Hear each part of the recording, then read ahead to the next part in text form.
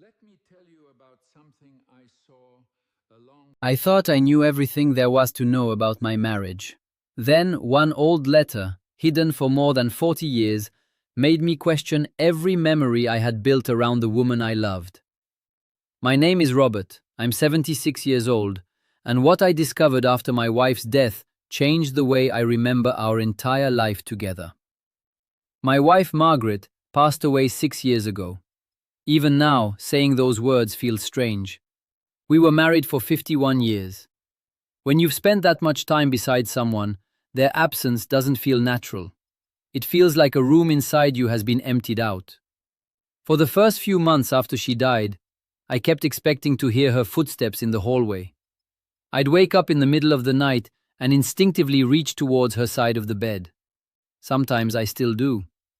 People often talk about grief as if it's a storm that eventually passes. My experience was different. It was more like a quiet companion that followed me everywhere. Some days I barely noticed it. Other days it sat beside me at the breakfast table. Margaret and I had what most people would call a good marriage. We raised 3 children, we paid our bills, we survived difficult years and celebrated happy ones. We argued occasionally, but nothing unusual. Looking back, I would have described our life together as steady and dependable. If someone had asked me to summarize our marriage, I would have said we understood each other. I truly believed that. Then, 2 years after she passed away, I found the letter. I wasn't searching for anything important that day. I was cleaning out old boxes in the attic because my daughter had convinced me it was finally time to sort through decades of accumulated belongings. Most of it was exactly what you'd expect. Old tax records, photographs, Christmas decorations, forgotten souvenirs from vacations neither of us remembered clearly anymore. Near the back of a dusty storage chest, I found a small wooden box. It wasn't locked. I almost didn't open it. Inside were several old photographs, a few birthday cards, and a stack of folded papers tied together with a faded blue ribbon. The handwriting on the top page was Margaret's. I recognized it immediately. After 50 years, you learn every curve and shape of a person's writing. At first, I assumed it was something ordinary, a shopping list, a recipe, notes from years ago. But when I unfolded the first page, I realized it was a letter, not addressed to me, not addressed to anyone, just a letter she had written and never sent. The date at the top stopped me cold. It was written during our 7th year of marriage. I remember that period well now, though I didn't think much about it at the time. I was working long hours, money was tight, our children were still young. I believed I was doing everything a husband was supposed to do. I worked, I provided, I came home exhausted. I thought responsibility was the same thing as love. The letter told a different story. Margaret wrote about loneliness, not dramatic loneliness, not the kind that comes from abandonment, the quieter kind, the kind that grows when someone is physically beside you but emotionally somewhere else. She wrote about eating dinner across from me while I worried about work. She wrote about conversations that never happened because I was too tired. She wrote about dreams she stopped sharing because she didn't think I was listening. There was one sentence I must have read 10 times. She wrote, "I miss my husband, and he sleeps beside me every night." That sentence hit me harder than anything I've experienced in years. Because I had no idea she felt that way. None. If you'd asked me during those years whether my wife was happy, I would have answered yes without hesitation. I wasn't lying. I genuinely believed it. As I sat there in the attic reading her words, I began remembering things differently. Moments I had forgotten suddenly returned. The evenings when she tried to tell me about her day and I nodded without really hearing. The times she suggested taking a weekend trip and I said, maybe next month. The hobbies she quietly gave up. The excitement in her voice that slowly faded over the years. At the time, I thought those things were normal parts of adult life. Now I wondered if they were signs I never noticed. What surprised me most was that the letter wasn't angry. There was no bitterness, no blame, just sadness and hope. She wrote that she still believed things could improve. She believed I loved her. She simply wished I would let her feel it. That part nearly broke me, because she was right. I did love her. I loved her deeply. But somewhere along the way, I started assuming she knew it.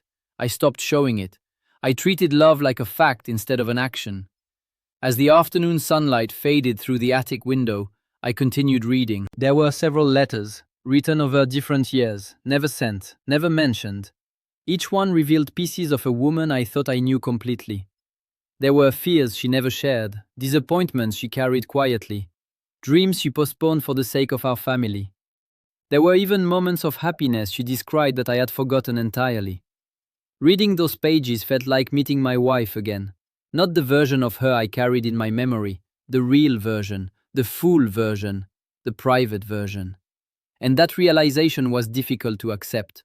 After all, how could you spend 51 years with someone and still have so much left to learn? For weeks afterward, I couldn't stop thinking about those letters. I carried copies in my jacket pocket. I'd sit on a park bench and reread them. Sometimes I cried, sometimes I laughed, sometimes I simply stared at the words. One afternoon, I found myself sitting in our old living room, looking at her empty chair. That's when another memory surfaced. Years before, Margaret had asked me a simple question. She said, "Robert, what do you think we'll remember most when we're old?" I barely looked up from the newspaper. I think I answered something about family vacations, maybe holidays. I don't remember exactly. What I do remember is that she looked disappointed. At the time, I didn't understand why. Now I think she wanted a real conversation, not an answer, a conversation. How many opportunities like that had I missed? How many moments of connection had slipped away because I was distracted by things that seem completely unimportant now? As people get older, they often spend time thinking about regrets. Most of mine aren't dramatic. I don't regret taking risks. I don't regret changing careers. I don't regret moving cities.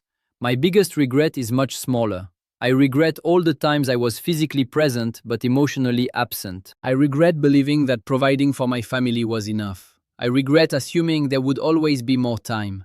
The truth is, Margaret and I had many beautiful years. The letters didn't erase that. They didn't reveal a failed marriage. Quite the opposite. They revealed a marriage between two imperfect people who loved each other more than either of them fully understood. But they also revealed something else. Love can exist alongside loneliness. Commitment can exist alongside disappointment. And someone can feel deeply loved while still feeling unseen. Those truths can all live together. I wish I had understood that sooner. The last letter in the box was written about 10 years before she died. By then, the tone had changed. She wrote about gratitude, about growing older together, about forgiveness. Near the end, she wrote something that I will never forget. She said, "We spent years learning how to build a life together. Only later did we learn how to truly see each other." I sat with those words for a long time, because she was right. The final decade of our marriage was different. We talked more. We listened more. The children were grown, life slowed down. We became companions again, not just partners managing responsibilities. For years I thought those were simply our happiest years. Now I see them differently. They were years of rediscovery, years when we finally gave each other the attention we should have given all along. Sometimes I wonder why she never showed me those letters. Maybe she was afraid. Maybe she thought it would hurt me. Or maybe writing them was enough. I'll never know. That's one of the strange things about life. Some questions arrive after the person who could answer them is gone.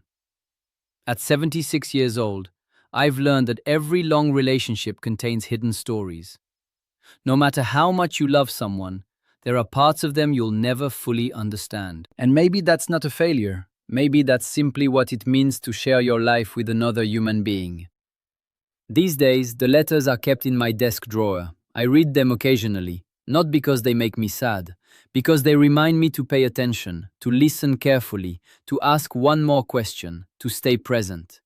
If you're fortunate enough to still have someone beside you, someone you've loved for years, don't assume they know everything you feel. Tell them, listen to them. Look up from whatever seems urgent today. One day you'll discover that the moments you thought were ordinary were actually your life. And if there's one thing an old man like me has learned, it's this. The people we love rarely need perfection from us, but they do need our presence. And sometimes, a single forgotten letter can teach you that long after it's too late to say it back.